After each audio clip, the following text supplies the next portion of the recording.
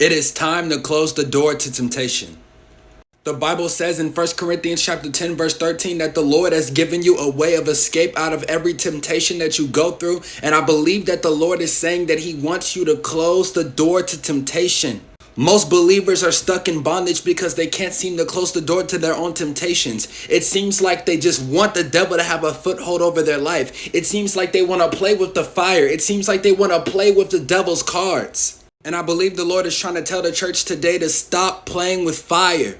Stop playing with Satan's cards. You know what I'm talking about. The unwise decisions that you're making that is leading up to sin. This isn't sin. Oh, this isn't too bad. Oh, this sin isn't too bad. It's just small. Oh, it's just a little small thing. It's okay. But how much do you know that those seeds are small, they still grow into something big? You go for a late night drive, 2 a.m. in the morning with the girl or with the man, knowing, okay, it's not sin, but at the end of the day, it's something that is unwise that you know will lead up to sin. God is faithful and will not allow you to be tempted over what you are able. The Bible also says, but each one is tempted when he is drawn away by his own desires and enticed.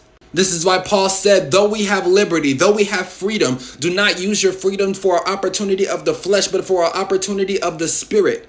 This is why walking in the spirit is important, because when you're outside of the spirit and walking in flesh, it's much easier to get tempted. Stop setting yourself up. Nobody else is setting you up to temptation but you.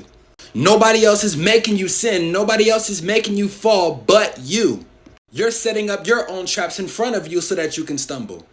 And the only way to close the door to temptation is by you truly repenting, you truly having a change of mind, and you truly wanting to give up those worldly desires, that sinful desire, whether if it's pornography, whether if it's lusting after other people, whether if it's gossiping, whatever it is. The Lord wants you to give up that desire. He wants you to abandon that desire. He wants you to lay that on the altar so that you can actually walk in the freedom that you need. So that you can actually close that door to temptation and not let it be a wide open door for the enemy to slither into your life.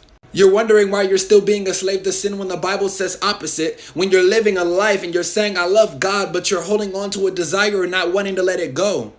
You can let go of everything you want to let go of and hold on to one thing, and that one thing you're holding on to can send you to hell. This is why Jesus said, if you want to follow me, deny and die to self. And pick up your cross and follow me. Die to that sexual sin. Die to drinking. Die to smoking. Die to cussing. Die to fornication. Die to the things that you know are wrong morally in your heart. And the Bible also says that if you know what you ought to do and don't do it, it is sin for you.